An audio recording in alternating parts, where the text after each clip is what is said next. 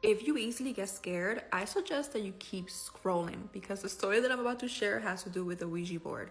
When Ellie was about 8 years old, she was fascinated by all things paranormal to the point that her and her friend decided to make a makeshift Ouija board. From the moment they started to play, Ellie started to feel this uncomfortable feeling.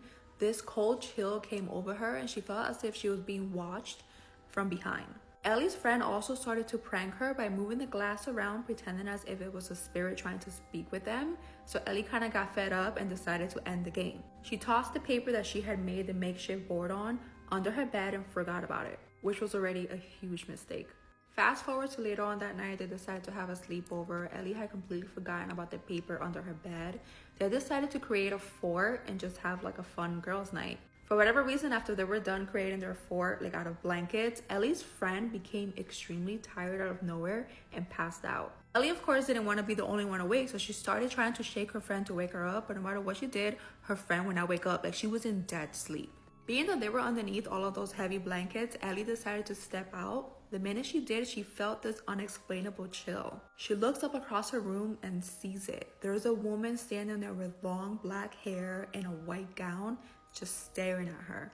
Terrified, Ellie runs right back into the fort with her friend and tries to fall asleep. Now the next morning, she's trying to debunk this whole thing. She's looking for shadows. She's looking for anything that could have been laying against her wall that could have made that impression. She can't find anything. Ellie says that till this day, she will still come across that same woman. She will see her at the weirdest places. The woman would just be standing there staring at her, and Ellie cannot figure out what she could possibly want from her. She just knows that from her playing with the Ouija board at 8 years old, she has ended up with a lifelong attachment or lifelong thing that continues to follow her till this day.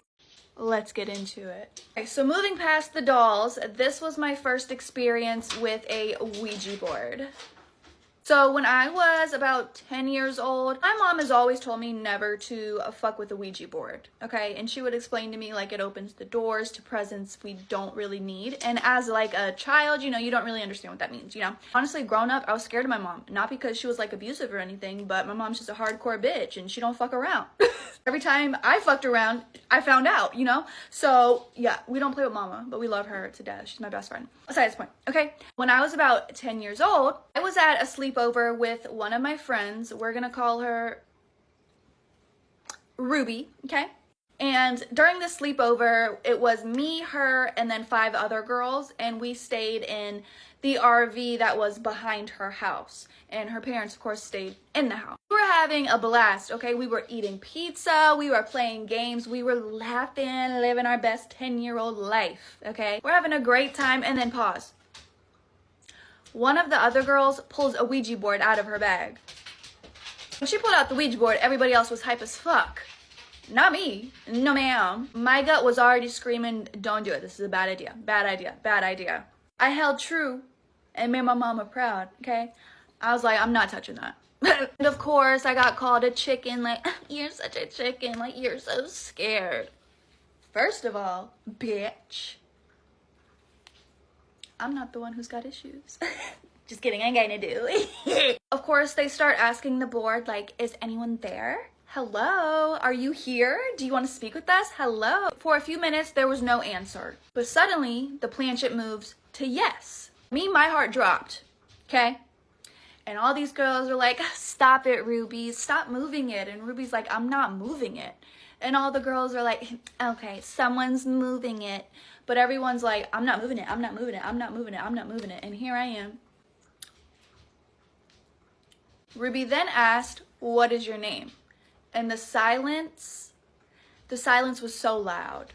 But then Ruby was feeling, this girl was feeling brave, okay? She starts taunting this spirit. Oh, are you scared? Just tell us your name, you coward. And that is where the darkness started, bitch. The air in the RV got so thick. Then, okay, I got chills already. The planchette starts moving frantically, okay? And I'm talking like figure 8 frantically. Literally figure 8ing, bitch. I mean like this, non-stop, okay? I have, look, can you see it? I got fucking chills, bro. I don't like it. Kind of don't want to say out loud what it spelled, so I'm gonna write it down. Or maybe that's worse. I don't know. I'm gonna use sign language.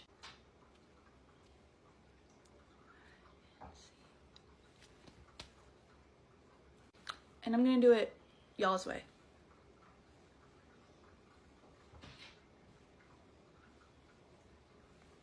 Did you catch that? Ruby laughed at this name and said, "What kind of name is that?" And I felt an instant chill run down my spine. The atmosphere just shifted, and then literally the lights just turn off. Of course, we all start fucking screaming. Like, what else are you gonna fucking do in a situation like that? I want to scream right now. Oh my God. I mean, the lights were out for probably 45 seconds until they just turned back on.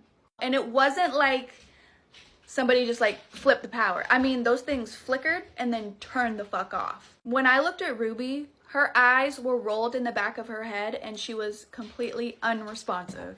You know, me and the other girls, like, we're shaking her and we're like, Ruby, Ruby, Ruby, trying to get her to snap back into whatever fucking realm she's in. And right after that, she just fell backwards and it looked like she was sleeping. And me and the other girls are just like, and we're sitting here thinking like this shit's a prank, you know? I know something you don't. I know something you will never. Shut up. The tension was just so unbearable. Like, all the girls were like, okay, yeah, we're going to sleep. Me, I barely slept, okay? I knew something was not right, okay? I slept for maybe an hour. The next morning, I felt off. I was the first one to get up. I'm looking around, and Ruby, nowhere to be found. So I woke everyone up, and I'm like, yo, dude, do you know where Ruby went? They're like, no. What the fuck? Okay, so maybe, you know, she went inside. Who knows? So we all are like freaking out, kind of like, where is she after what just happened last night? The fuck? And we go into her house. Oh my God, bro, chills. We go into her house and we're asking her mom, like, hey, do you know where Ruby is? And her mom's face went blank. Like, what do you mean, do I know where Ruby is? We're like, she didn't come inside, right? And her mom's like, no. So we all take off outside and we're screaming like, Ruby, Ruby, where are you? Where are you, bitch?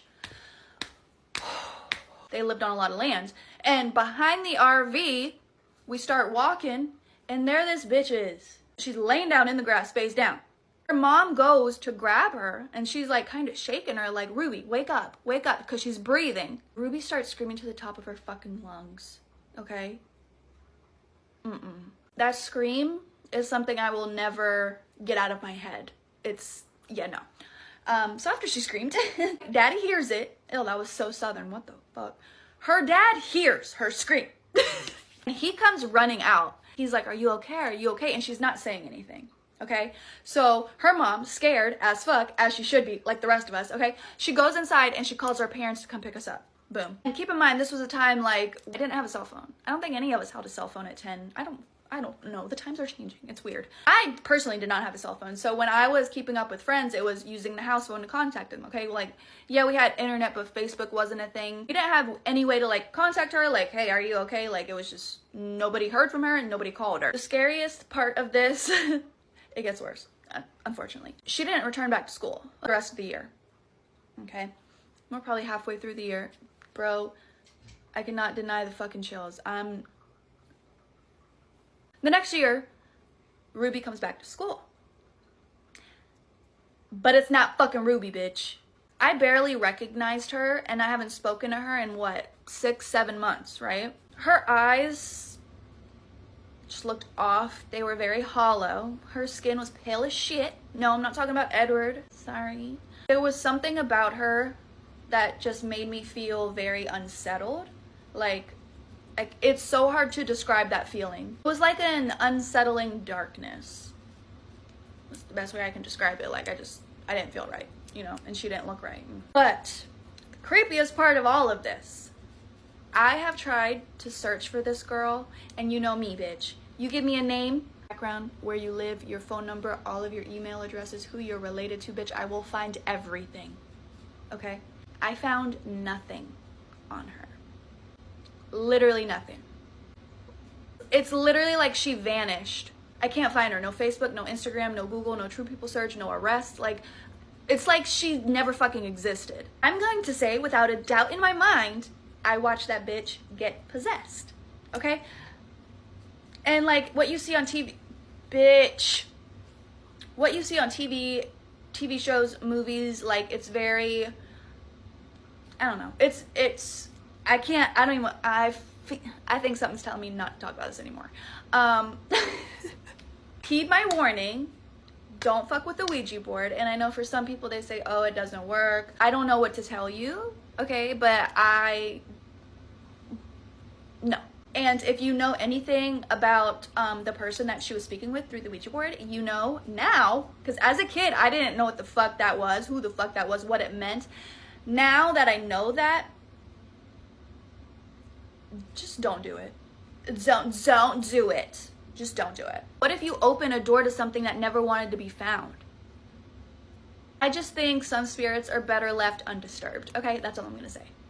Now, you already know I love haunted shit, but I have gotten chills telling this whole entire story. My heat is on in this house, and I'm gonna stop talking about it, and I'm gonna get off.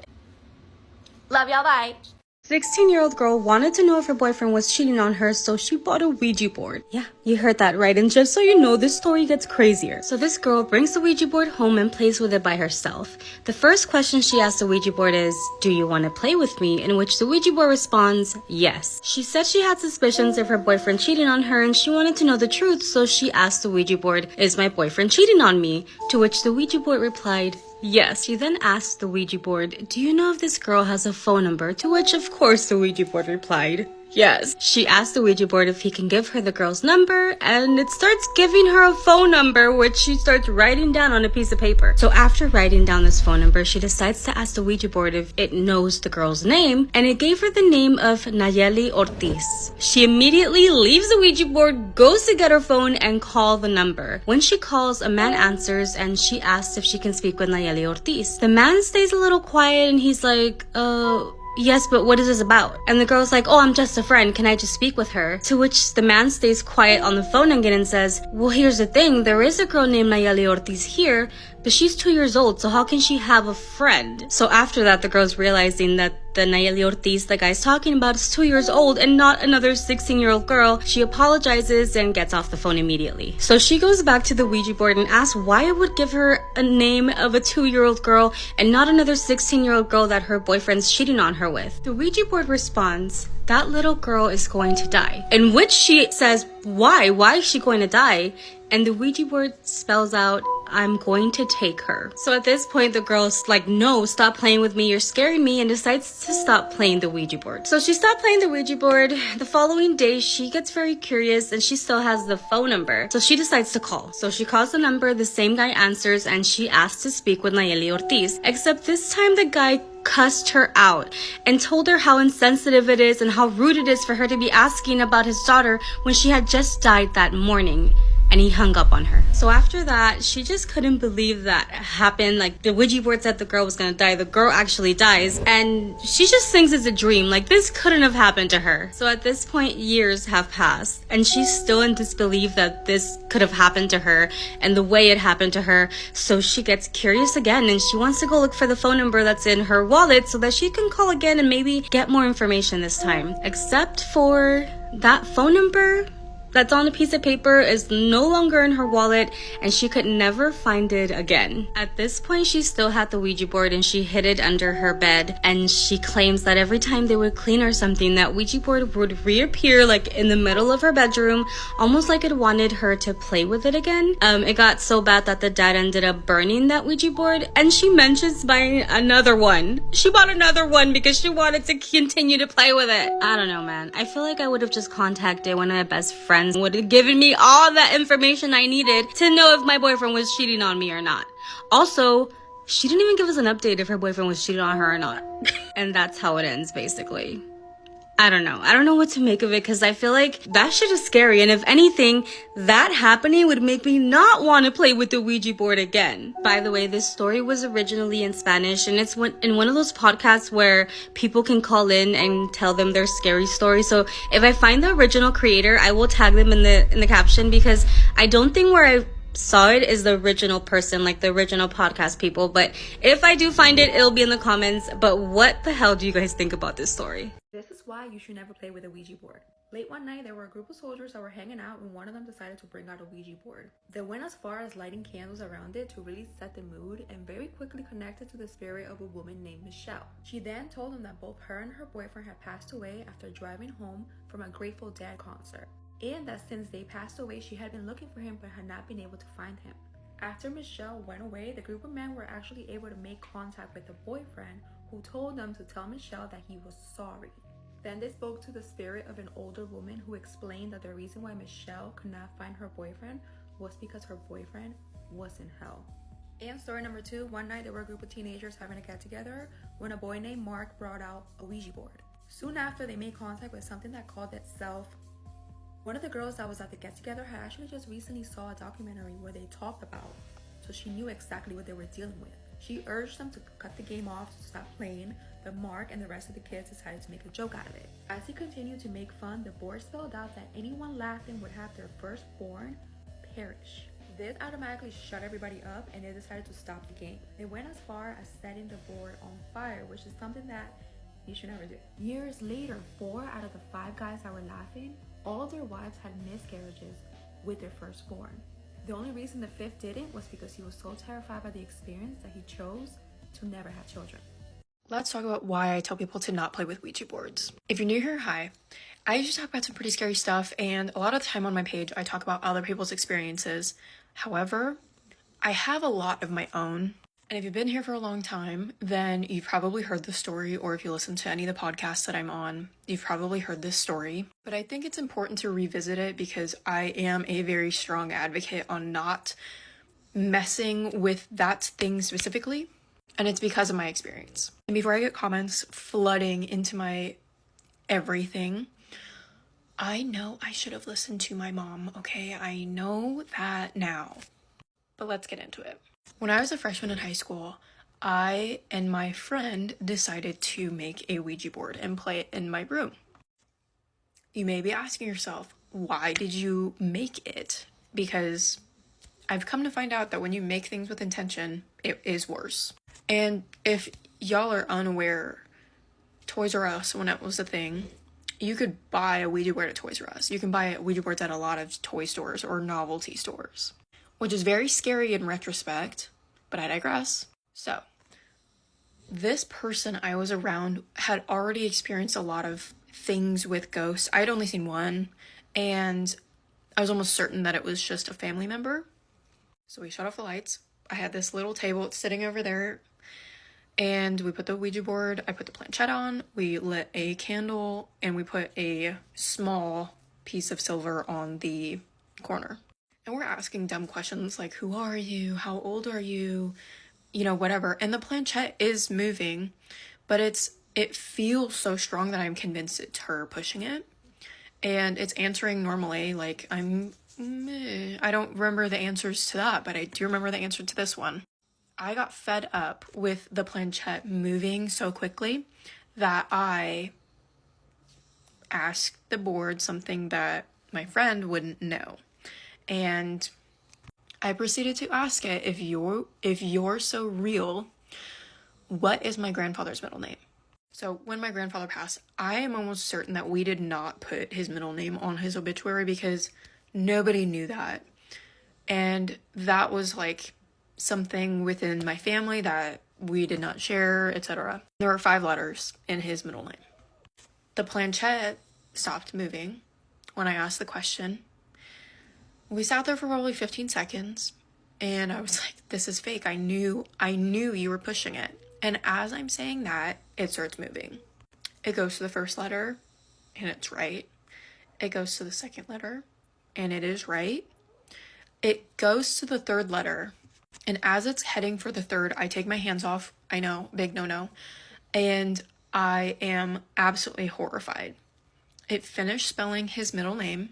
And afterwards, I put my hands back on, we said goodbye, I blew the candle out, and we just went on our merry way because that was too much. Now, the backyard at my parents' house is set up where we have a lot of shrubbery and tall trees. And after our session with the Ouija board, we decided to do something that we thought would be fun, which is taking photos in my backyard. And it's important to note that the room that I had at my parents' house in the basement, the window in the room faced out towards the backyard. And as we were taking photos against this shrubbery, I had my back faced away from the window. My mom is the only one home, and as I'm taking pictures of my friend, we hear. We both turn around. We don't see any movement. My parents' room was right above where I lived. So I'm convinced it's my mom messing with me. I run inside, I go upstairs, I fly through her door, and she is asleep. I wake her up, and she does the mom thing where she's like, you know, and I'm like, why did you scare us? She had no idea what I was talking about. And for a long time, I was like, no, I know it was you because you told us not to do that and blah, blah, blah, blah. Ratted myself out. And she immediately was like, I did not mess with you. And I will get into how I know it wasn't her. The following month after this happened was the scariest month I can possibly think that I had activity in my house. So a week after we played with this board, my sister burst into my room at 6 a.m. and she's like, I have something to talk to you about and I don't know what it was.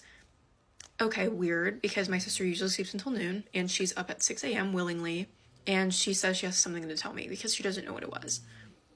I immediately have a weird feeling. She begins to tell me how she essentially astral projected out of her body and was looking at herself sleep through her window, which is on a slope at my parents' house. And she saw something leaning over her body. When she woke up, my dog was gristled up, teeth showing, snarling, growling, and barking at the corner in the middle of the night. And I compartmentalized that, right? I didn't tell her about the board. I didn't tell her what we did. I didn't tell her anything. I just said, you know, this is probably just a nightmare. I think it was just whatever, because I didn't want to scare her.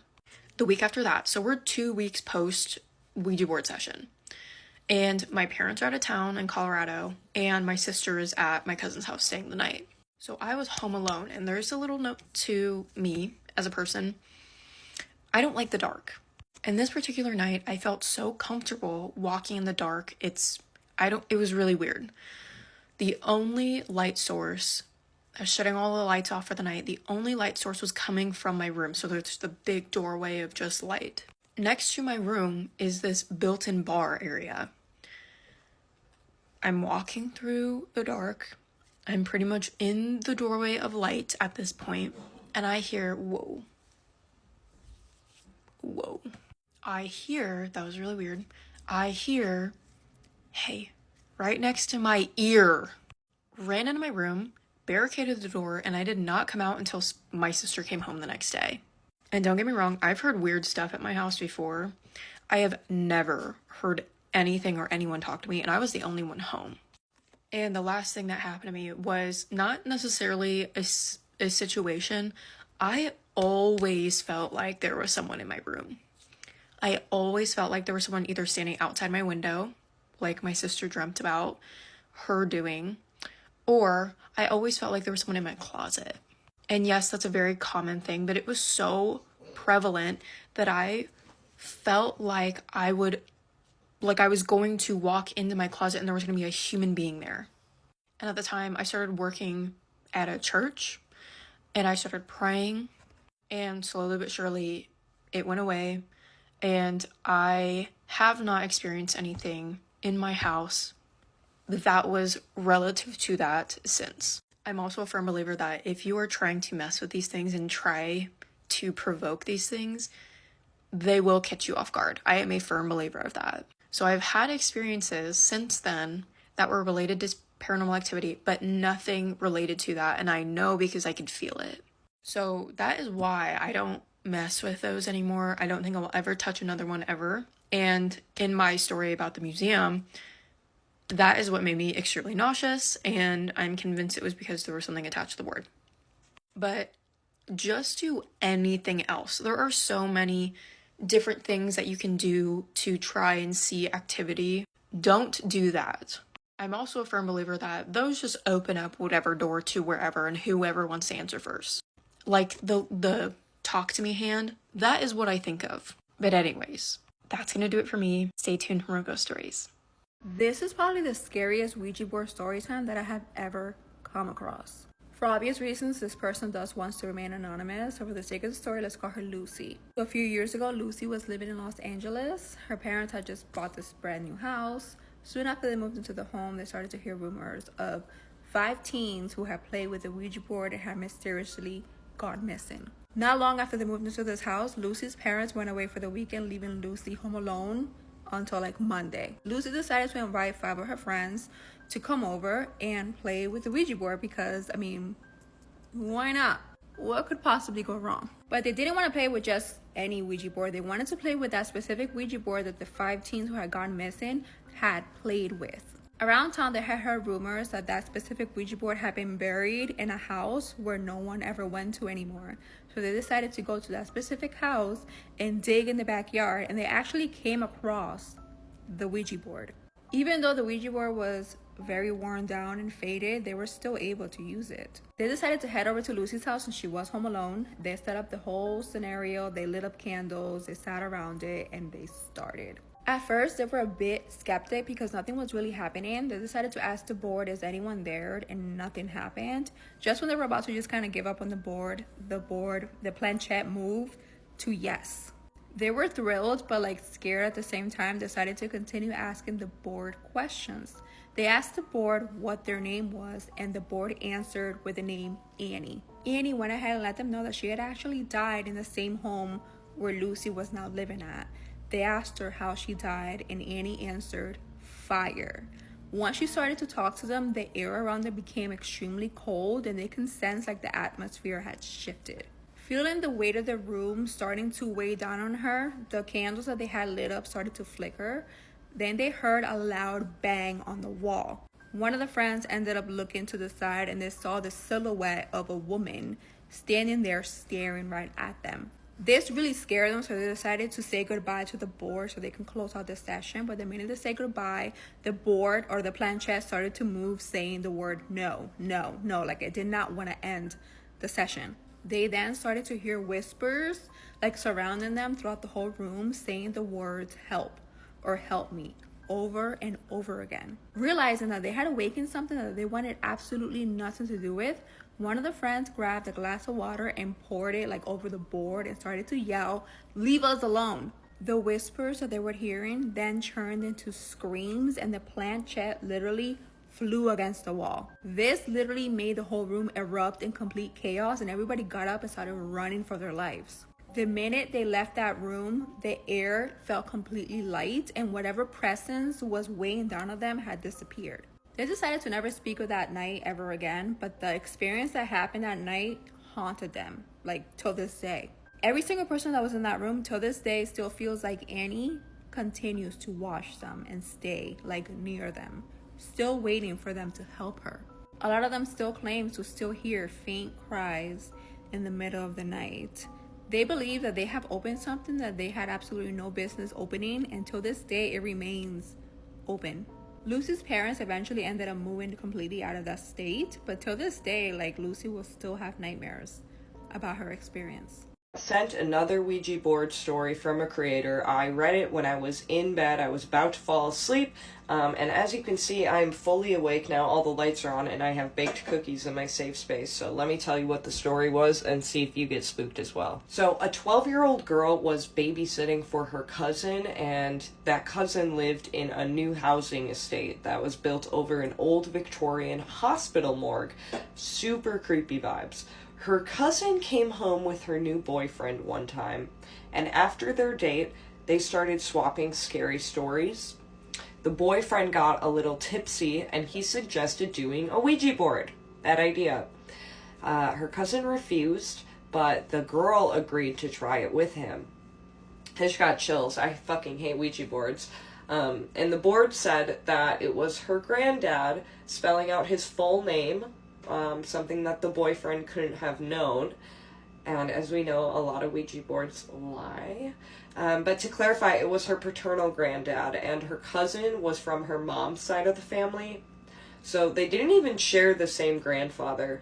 And her cousin didn't know his name, and there was no way the boyfriend could have known either. Well, anyway, the Ouija board actually predicted that she would have 2 kids, which she does now. And when she asked how old she'd be when she died, it answered between 40 and 45. And she's 42 now and can't stop thinking about it, which sounds pretty similar to my original story. But it didn't stop there. Not too long after, she tried a Ouija board again. And this time she tried it in her own bedroom at her house. And the energy afterwards, she said, was awful. The house, which had never felt haunted before, suddenly became terrifying. She told us that she had to switch bedrooms with her sister because she just felt like an oppressive presence watching over her. There were footsteps in the hallway when she was home alone. The whole place just had like a heavy, dark vibe. I feel like some of y'all can really relate to that. Some of the other stories I've gotten about Ouija boards are very similar.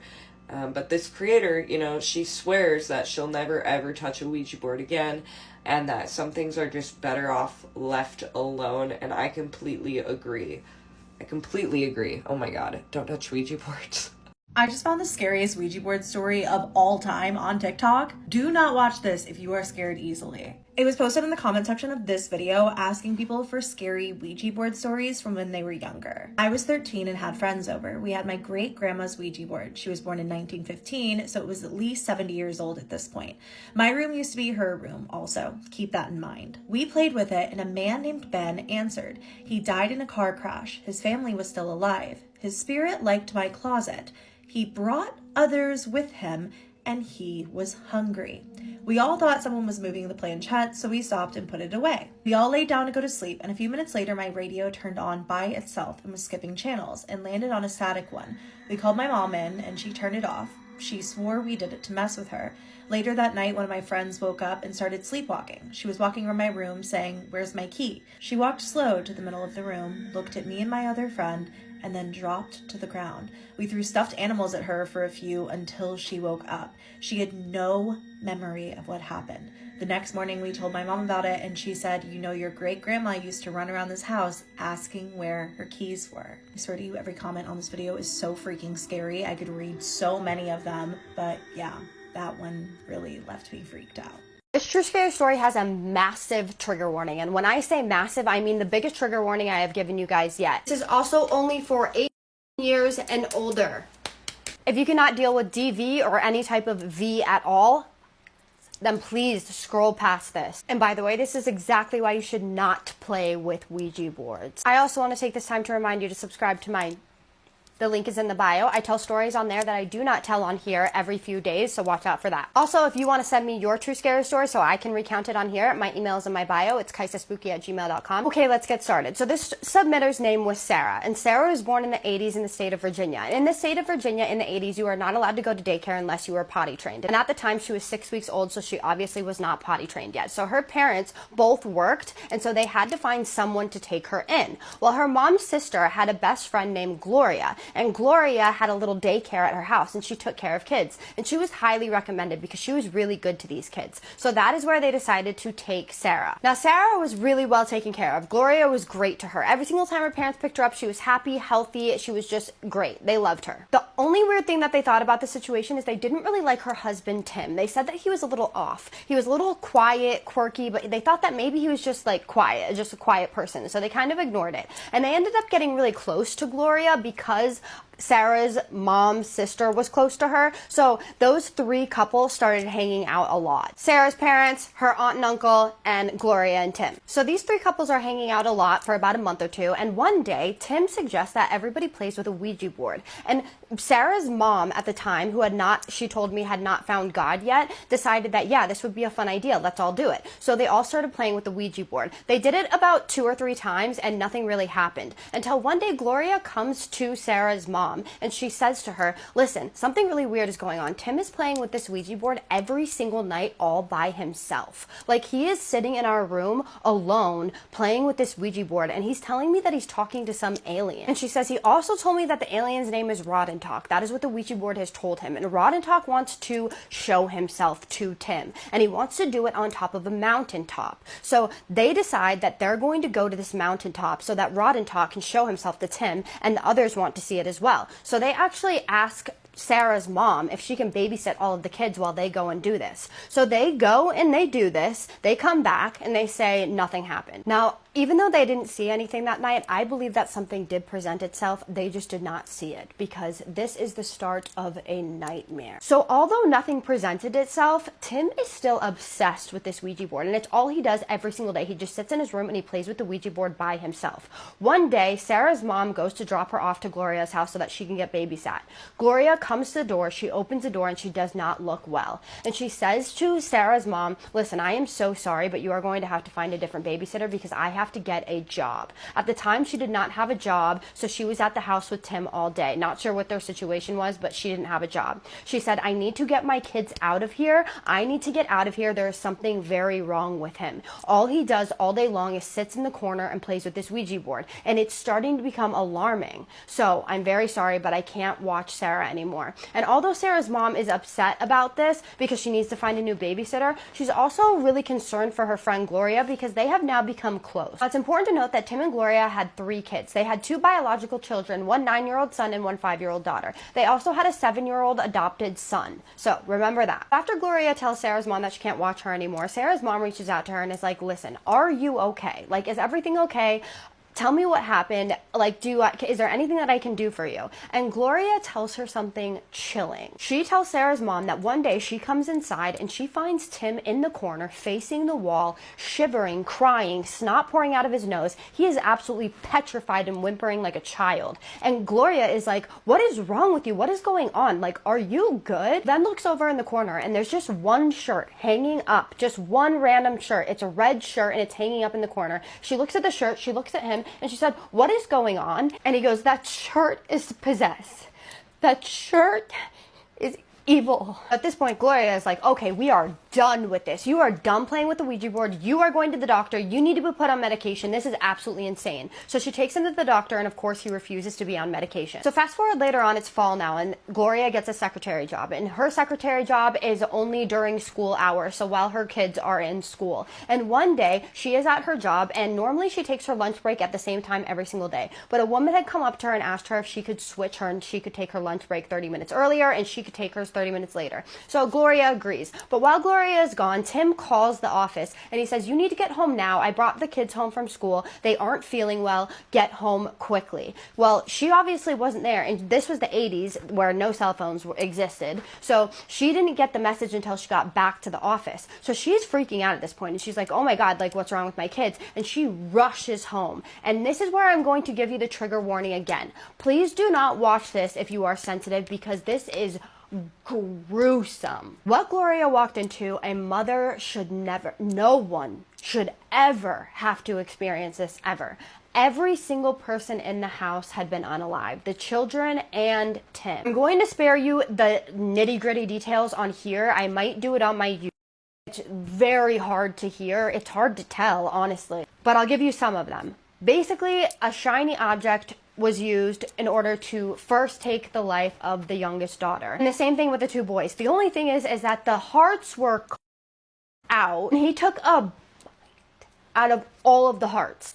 And the shirt that he was wearing, you guessed it, was the red shirt that was hanging up. Then did something to himself that a coroner saw and actually quit after 42 years of being a coroner because of this situation. He himself 6 times in the to put it in and take it out and then do that 6 times, that's not humanly possible. This is so heart-wrenching. They actually saw Gloria about 35 years later, and like Sarah and her mom did, at a McDonald's, and as soon as they saw her, she dropped to the ground, started crying. This is 30 years later, mind you, and screamed, he took my babies! He took my babies! That just almost made me cry. They actually had to take her to the hospital. They had to call an ambulance that day, and that was 35 years later. So this poor woman, I can't even fathom. I guess that also Sarah and her mom were driving like past houses one day, and Sarah had no idea what house it was, and she looked over at a house as they were driving past, and she looks at her mom and she goes, something is radiating off that house and it is not good. Like, that house is scary.